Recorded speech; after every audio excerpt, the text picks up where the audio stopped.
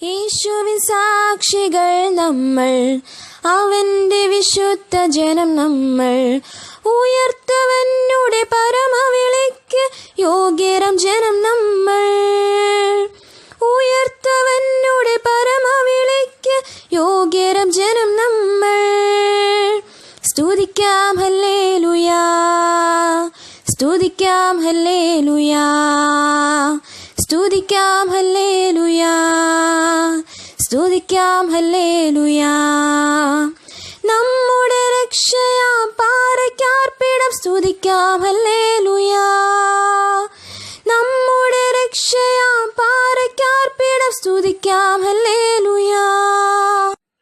ദൈവവചന ചിന്തകൾ കേൾക്കുന്ന എല്ലാ മാന്യ ശ്രോതാക്കൾക്കും ക്രിസ്തീയ വന്ദനം. ഇയ്യോബിന്റെ പുസ്തകം 22-ാം അധ്യായം 22-ാമത് വചനം. അവന്റെ വായിൽ നിന്ന് ഉപദേശം കൈക്കൊള്ളുക എന്നുള്ള തിരുവചനമാണ്. നമ്മുടെ ജീവിതത്തിൽ ആരുടെ ഉപദേശങ്ങളാണ് കൈക്കൊള്ളേണ്ടത്, ആരുടെ ഉപദേശങ്ങളാണ് നമുക്ക് നന്മയായി വരുന്നത്, ആരുടെ ഉപദേശങ്ങളാണ് നാം കേൾക്കുവാനും പിൻപറ്റുവാനും പാടില്ലാത്തത്, ആരുടെ ഉപദേശങ്ങളാണ് നമ്മെ നാശത്തിലേക്കും തിന്മയിലേക്കും നയിക്കുക എന്നിത്യാദി കാര്യങ്ങളെക്കുറിച്ച് തിരുവചനം നമ്മെ ഓർമ്മപ്പെടുത്തുന്നുണ്ട്. സദൃശവാക്യങ്ങളുടെ പുസ്തകം 28-ാം അധ്യായം 23-ാമത് വാക്യം വായിക്കുമ്പോൾ 2 തലങ്ങളിലുള്ള വാക്കുകളെക്കുറിച്ച് ഓർപ്പിക്കുന്നു.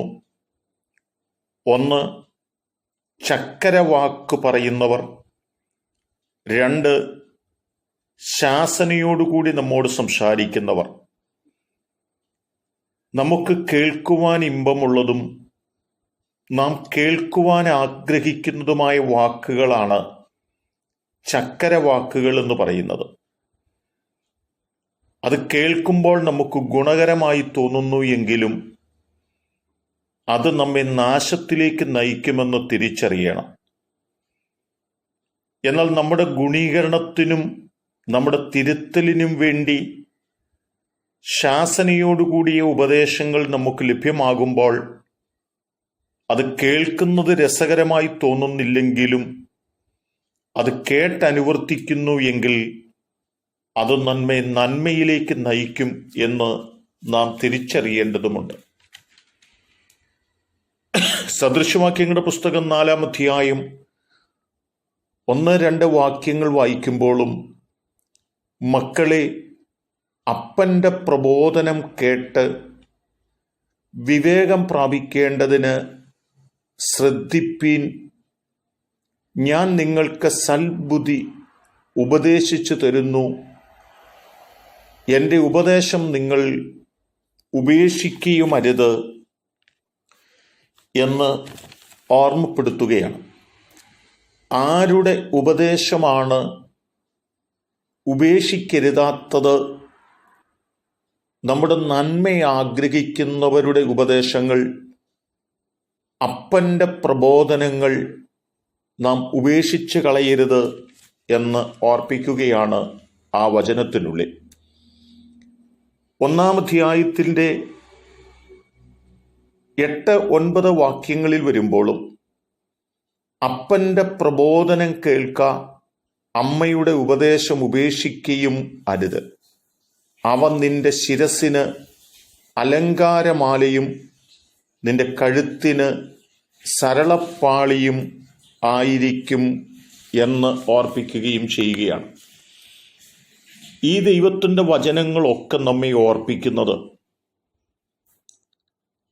നമ്മുടെ മാതാപിതാക്കളുടെയും നമ്മെ ആഴമായി സ്നേഹിക്കുന്നവരുടെയും നമ്മുടെ നന്മയും ഉയർച്ചയും അനുഗ്രഹവും കാണുവാൻ ആഗ്രഹിക്കുന്നവരുടെയും ഉപദേശങ്ങൾ അതൊരു പക്ഷെങ്കിൽ